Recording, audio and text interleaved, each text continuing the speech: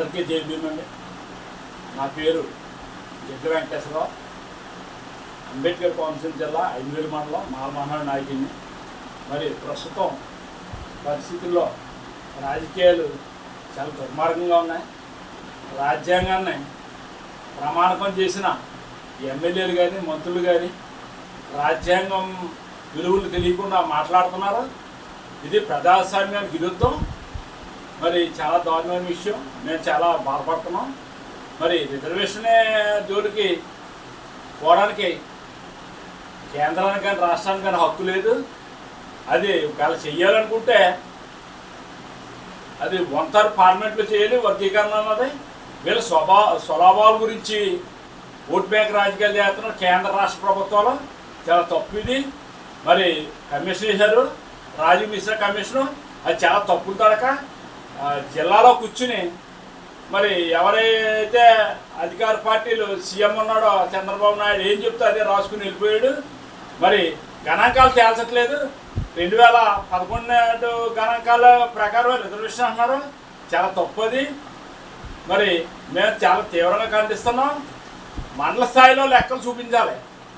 మాలోడు ఎవడో, మాదిగోడు ఎవడో, రెల్లోడు ఎవడో, మరి జంగాలు ఎవరో అన్నది మండల స్థాయిలో ప్రతి మనిషికి ఆధార్ కార్డు ఉంది.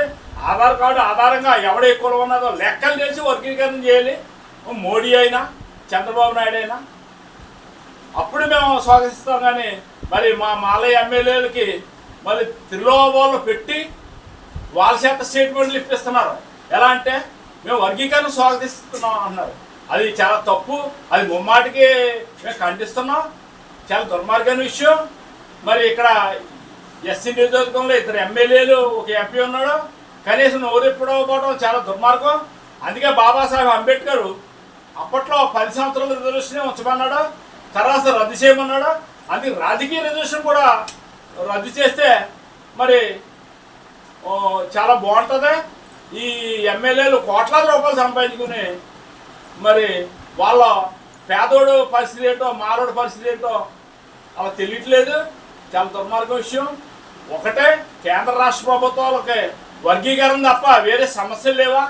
రాష్ట్రంలో అనేక సమస్యలు ఉన్నాయి. ఎంప్లాయ్మెంట్ లేదు.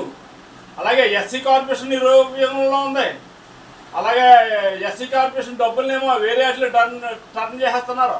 వాళ్ళు ఇష్టాసారంగా చేస్తున్నారు. అడిగి నాదులు లేక. అదే కోర్టులు ఆశ్రయిస్తే, మేము కోర్టులు సుప్రీంకోర్టులు హైకోర్టులు ఆశ్రయిస్తే మరి మోడీ గారు చంద్రబాబు నాయుడు ఇంప్లిమెంట్ చేసి ఆ తప్పుడు స్టేట్మెంట్లు ఇప్పిస్తున్నారు. అది భగవంతుని ప్రభుత్వాల నుంచి, జడ్జి నుంచి, కోర్టు నుంచి తప్పించుకోవచ్చు. భగవంతుని నుంచి మాత్రం ఎవరో తప్పించుకోలేదు. మరి మళ్ళీ మోడీ గారు మళ్ళీ టీఎంకుని పరిస్థితి. చంద్రబాబు నాయుడు మళ్ళీ చంద్రగిరి వెళ్ళిపోతాడు. ఇక్కడ ఎక్కడ ఉండడం ప్రారంభక్షి పెట్టారు. అప్పుడు అల్పిడ్లో కూడా జరిగిన యాక్సిడెంట్ కూడా అతనికి మారుమనసు పొందలేదు. అతను చాలా దుర్మార్గుడు. కులాల మధ్య చిచ్చు పెడతాడు. అలాగే ముదురూరులో రాజులకి యాదవులు పెట్టాడు. మరి ఇక్కడ అయితే ఆంధ్రాలో అయితే మాలమాదులు పెట్టాడు. అలాగే త్వరలో బీసీకి కాపులు కూడా పెట్టే పరిస్థితి ఉంది.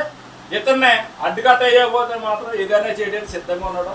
ఈ ఎన్డీఏ ప్రభుత్వానికి తగిన బుద్ధి చెప్తారు. మరి చెప్పే రోజు దగ్గరలోనే ఉన్నాయి. ఈ ప్రభుత్వం మేము తీవ్రంగా ఖండిస్తున్నాం. అనేక సమస్యలు ఉన్నాయి. సమస్యల మీద పోరాడితే బాగుంటుంది.